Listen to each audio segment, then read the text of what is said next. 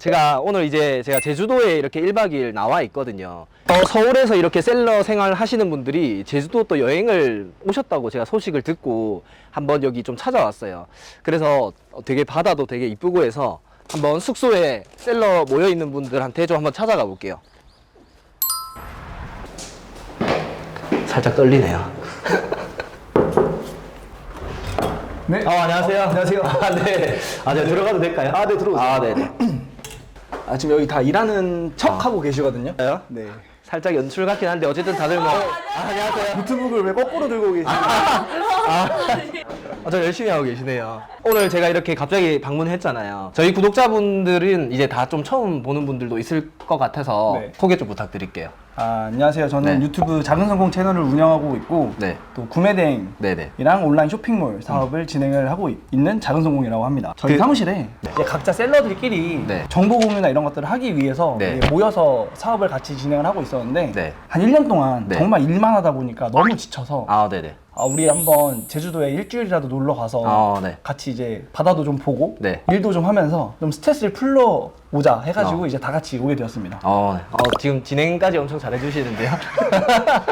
그러면 지금 여기 한 7분 정도 계시잖아요. 네네. 회사 안 다니시고 다 이렇게 쇼핑몰 하고 계시는 거예요? 네, 이제는 다 전원 퇴사자들이고 네. 지금은 온라인 쇼핑몰을 하고 계시는데 뭐 네. 구매대행 하시는 분들도 계시고 네네네. 네, 사입이나 아니면 뭐 위탁 하시는 대표님들도 계세요. 그러면 오늘 이렇게 제주도에서 일하실 거면 그냥 제주도 안 오고 서울에서 일하는 거랑 똑같지 않나요? 서울에서 일하면 이게 사무실이랑 가깝잖아요. 네네네. 사무실이랑 가깝다 보니까 이 일 생각을 머릿속에서 좀 지우기가 힘든 것 같아요. 여기 좀 강제적으로 나와야 네. 좀 일이랑 조금 멀어질 수 있다? 네네. 라는 생각이 좀 들어서 네. 풍경 좋은데 걸어 다니면 좀 힐링도 되잖아요. 네. 보니까 제가 좀 익숙하신 분들이 계시거든요. 여기 아까 모니터 거꾸로 들고 계셨던 분. 혹시 어떤 분이신지 소개 좀 부탁드릴게요. 안녕하세요. 저는 유튜브 월천 버는 디노를 운영하고 있는 디노라고 합니다. 유튜브를 진짜 컨텐츠 잘 찍으셔가지고 한 번씩 이렇게 봤었거든요. 여기서 또 뵙고, 그리고 또 지난번에 이제 저희 채널에 출연해 주신 분도 또 계시네요. 안녕하세요. 반주먹입니다. 다시 뵙게 돼서 너무 영광입니다. 네. 그럼 여기 숙소인지 좀 어떤 데인지 궁금하거든요. 여기가 저희가 독채 숙소를 아예 통째로 빌려가지고 네. 1층에서는 이제 업무 공간이랑 남자분들이 주무시고 2층에서는 이제 여자분들 숙소로만 사용을 하고 있습니다.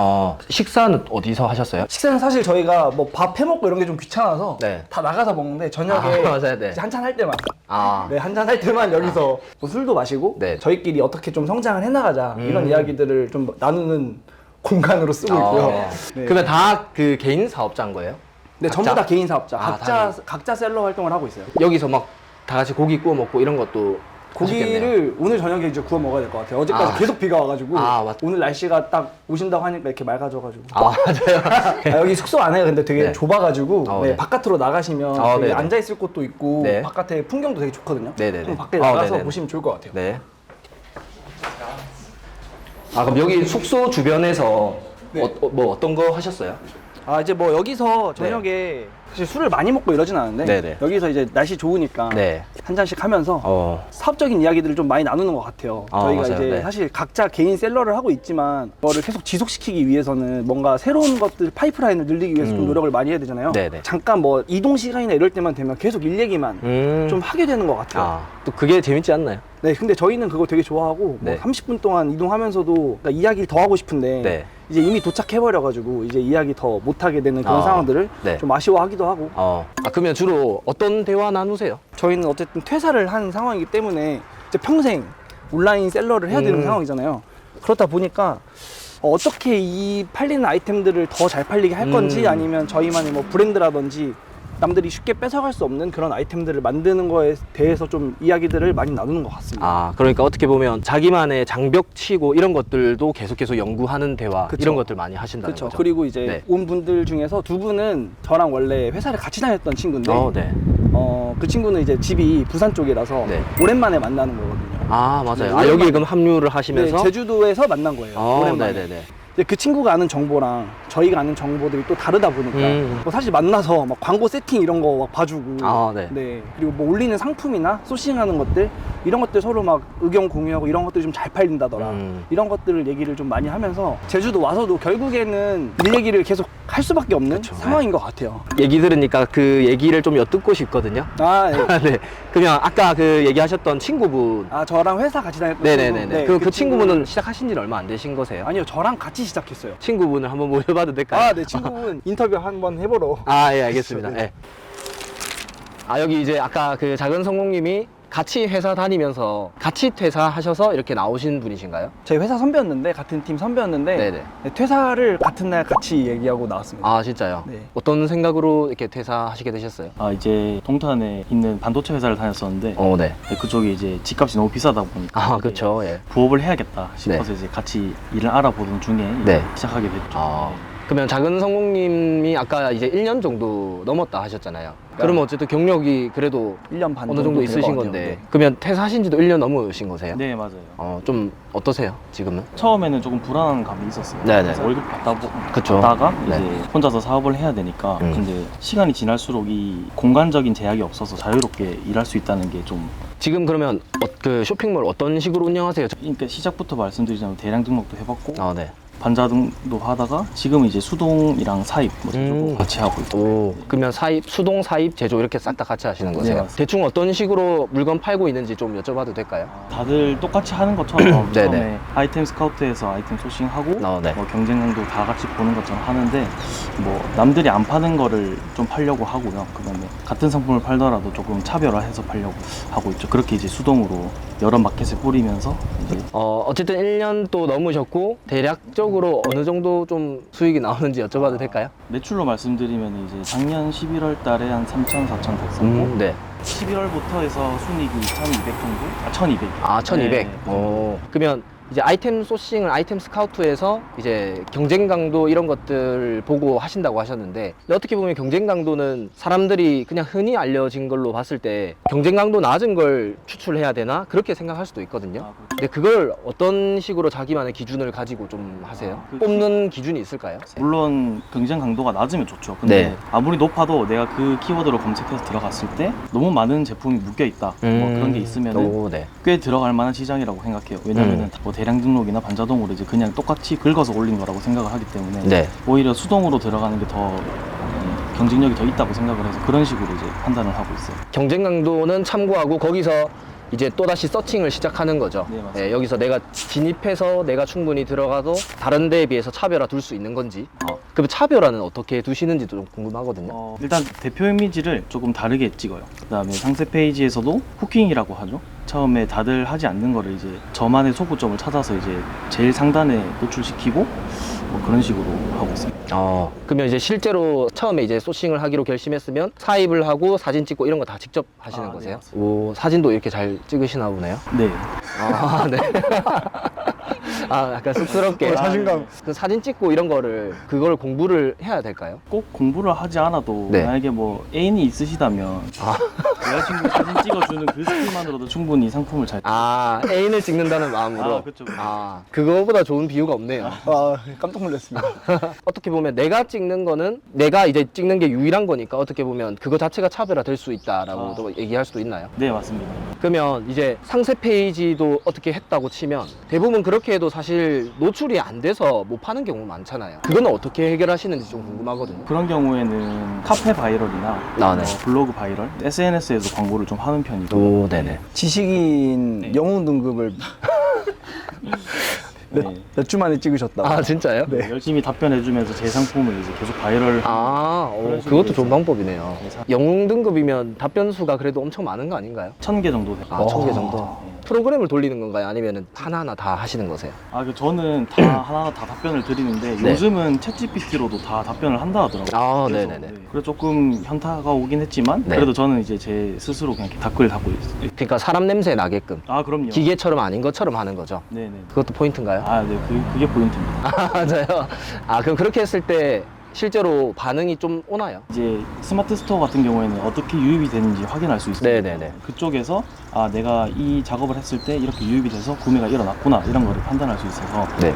어떤 식으로 썼을 때 사람들이 들어오고 어떤 감정을 건드렸을 때 들어오구나 이런 거를 느끼면서 더 작업을 더 열심히 하고 있어요. 그것도 사람 심리에 대해서 공부를 또 많이 하셨겠네요. 좀 경험인 것 같아요. 공부라기보다는 네. 그냥 지내오면서 1년 동안 이제 셀러로 활동을 하면서 좀 직접 겪었던 그런 마케팅 스킬 같은 게 있는 어떻게 보면 저도 많이 느끼는 게 내가 이렇게 A라는 걸 했을 때 사람들이 A에 대한 경로를 통해서 들어오면 이 방법 먹히네. 근데 생각보다 안 들어오면 이 방법 안 먹히나 보다. 이러면서 계속 그 자기만의 막 방법을 개발하시는 거예요. 아, 네, 맞습니다. 근데 이게 초보자분들은 결국 또 헤맨단 말이에요. 만약에 이제 혁재님의 친구가 이제 처음에 시작하려고 한다면 뭐부터 해야 된다라고 얘기 좀 하시고 싶으세요? 저는 진짜 솔직하게 말씀드려서 대량 등록보다는 반자동 프로그램을 이용해서 상품을 많이 올려보고 네. 그다음에 많이 깔린 상품들이 어떤 게 팔리는지 네네. 먼저 확인하는 게 좋은 것 같아요. 순환을 한번 해본 다음에 이제 수동이든 사입이든 그렇게 판단을 해서 들어가는 게 좋아요. 이게 만반한 시장은 아닌 것 같아요. 그렇죠. 네.